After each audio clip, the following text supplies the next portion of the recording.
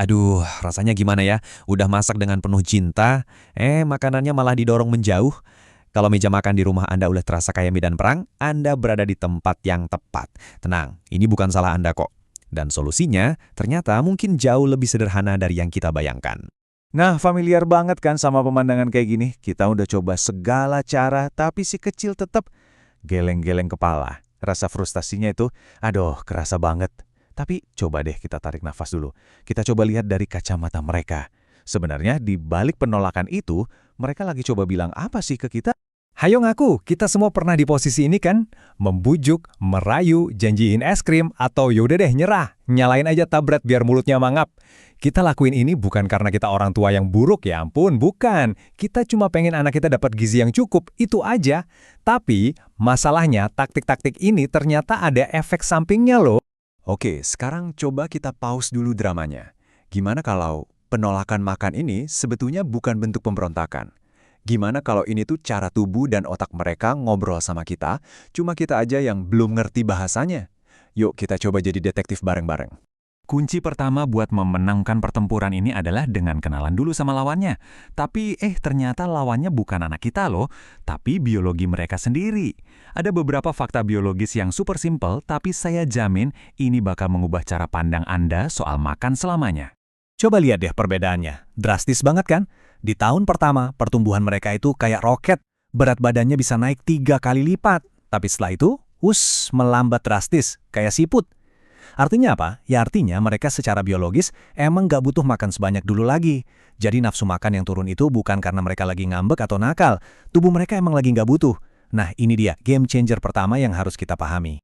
Nah, ini dia nih tersangka utamanya, namanya neofobia. Ini tuh kayak software keamanan bawaan dari zaman purba. Otak mereka itu seolah-olah teriak, tunggu dulu, makanan ini baru, jangan-jangan beracun, jangan dimakan. Jadi waktu mereka nolak brokoli, itu bukan karena mereka benci sama masakan kita. Kuncinya, sabar, tunjukin terus, tawarin terus tanpa maksa. Riset bilang kadang butuh sampai 15 kali loh ketemu makanan baru deh otaknya bilang, oke, ini kayaknya aman. Coba deh sekarang, lihat kepalan tangan anak Anda. Udah? Nah, kira-kira segitulah ukuran lambungnya. Sekecil itu. Sekarang, coba bayangin piring yang biasa kita siapin buat mereka. Sering banget kan porsinya itu porsi orang dewasa mini? Ekspektasi kita kadang suka nggak sinkron sama realita fisik mereka yang imut-imut itu. Oke, biologinya udah ngerti nih. Sekarang saatnya kita ngaca sedikit. Karena kadang-kadang nih, dengan niat yang paling baik sekalipun, malah kita yang nggak sadar nyiram bensin ke api drama meja makan. Yuk kita bongkar bareng, jebakan-jebakan apa aja sih yang sering bikin kita kejeblos? Nah, ini dia nih, siklus setan yang mungkin terjadi setiap hari. Langkah pertama, kita tawarkan makanan. Langkah kedua, anak nolak.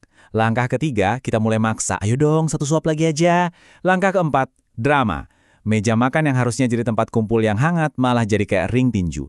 Dan tahu siapa yang kalah? Bukan kita, bukan anak kita. Yang kalah itu hubungan sehat si kecil dengan makanan. Kalau dirangkum, ada 3 kesalahan besar yang sering banget terjadi. 1. Distraksi, terutama TV dan gadget. 2. Jam makan yang kepanjangan, kayak nonton film, lebih dari 30 menit, bikin capek semua.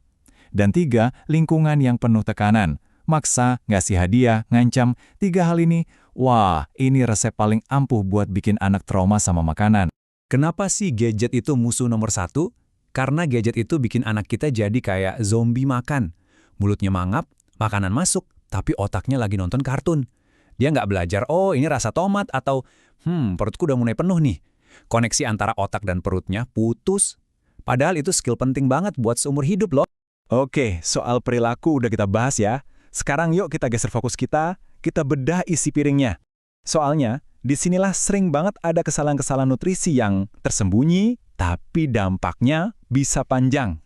Ini contekan paling gampang dari Kemenkes. Namanya isi piringku. Coba perhatiin deh. Porsi protein hewani itu penting banget. Hampir sama gedenya sama porsi nasi. Kenapa harus protein hewani? Anggap aja ini batu bata super premium buat bangun otak anak dan mencegah stunting. Penting banget. Susu kan bagus buat tulang, bikin sehat ya kan? Iya betul. Tapi, ada tapinya nih. Ada yang namanya jebakan susu. Sesuatu yang baik, kalau kebanyakan bisa jadi bumerang. Gimana ceritanya? Yuk kita bongkar. Lihat deh gambarnya, susu itu kayak kalsium, bikin kenyang. Tapi zat besinya rendah banget. Padahal zat besi ini makanan utamanya otak. Nah, yang lebih parah, kalsium sama zat besi ini kayak musuh bebuyutan. Kalau kalsiumnya kebanyakan di perut, dia bakal nendang zat besi supaya nggak bisa diserap tubuh. Hasilnya, risiko anemia defisiensi besi yang bisa ngaruh langsung ke kecerdasan anak. Serem kan? Jadi, berapa dong takaran amannya? Oke, catat angka ini ya, maksimal 700 ml per hari. Total loh ya, dari semua produk susu. Lebih dari itu, risikonya naik. Jadi ingat mantranya, susu itu minuman pelengkap, bukan makanan utama. Makanan tetap nomor 1. Kesalahan umum lainnya, kita jadi polisi lemak buat anak. Kita takut banget sama lemak.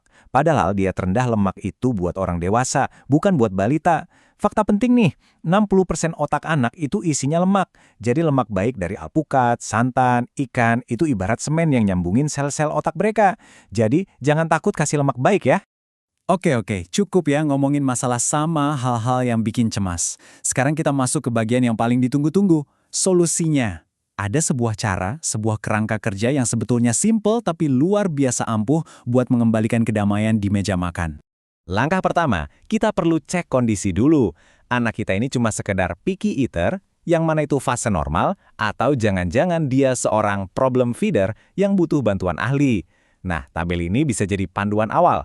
Kalau ciri-cirinya lebih banyak di kolom kanan, jangan ragu ya buat konsultasi ke dokter atau terapis. Tapi, kalau masih di kolom kiri, artinya strategi selanjutnya ini pas banget buat Anda. Nah, ini dia, konsep emas yang akan mengubah segalanya. Namanya Division of Responsibility, atau pembagian tanggung jawab. Intinya simple, lupakan maksa, lupakan ngebujuk. Ini semua tentang membangun kepercayaan dan punya peran yang jelas. Siapa melakukan apa? Lihat deh pembagiannya, jelas banget. Tugas kita sebagai orang tua cuma ada 3. Nentuin apa menunya, kapan jam makannya, dan di mana makannya. Udah, titik. Sampai situ aja tugas kita. Begitu makanan tersaji di meja, tugas kita selesai. Sisanya, itu tugas anak. Dia yang berhak mutusin mau makan sebanyak apa, dan bahkan mau makan atau tidak sama sekali. Kedengarannya emang agak ngeri ya, tapi percayalah, ini cara kita mengembalikan kendali atas tubuhnya ke diri mereka sendiri. Terus gimana dong kalau dia tetap nolak? Nah, ini protokolnya. 1. Patuhi jadwal makan yang rutin. 2. Singkirkan semua distraksi. 3. Sajikan makanan dengan netral tanpa bujukan selama maksimal 30 menit. 4. Kalau nggak dimakan, ya udah angkat piringnya dengan tenang tanpa komentar pedas. Nah, ini bagian paling susahnya. Jangan kasih pengganti apapun. Nggak ada snack, nggak ada susu. Percaya deh, nggak ada anak sehat yang sengaja bikin dirinya kelaparan. Rasa lapar alami itu guru terbaik. Karena pada akhirnya ini semua soal mengubah goal kita. Tujuan kita itu bukan lagi piring yang licin tandas hari ini, bukan. Tujuan jangka panjang kita adalah membesarkan seorang anak yang nanti di usia 20-an, 30-an punya hubungan yang sehat dan bahagia dengan makanan, yang bisa dengerin sinyal tubuhnya sendiri. Kita ini lagi investasi buat masa depan mereka. Jadi, saya mau tutup sesi ini dengan satu pemikiran. Peran kita itu harus bergeser. Dari seorang mandor suapan yang ngatur tiap gigitan, menjadi seorang fasilitator yang bijak dalam perjalanan kuliner anak kita. Lepaskan kendali, berikan kepercayaan, dan lihatlah keajaiban terjadi saat anak Anda belajar untuk percaya pada tubuhnya sendiri. Dan itu adalah hadiah paling berharga yang bisa kita berikan.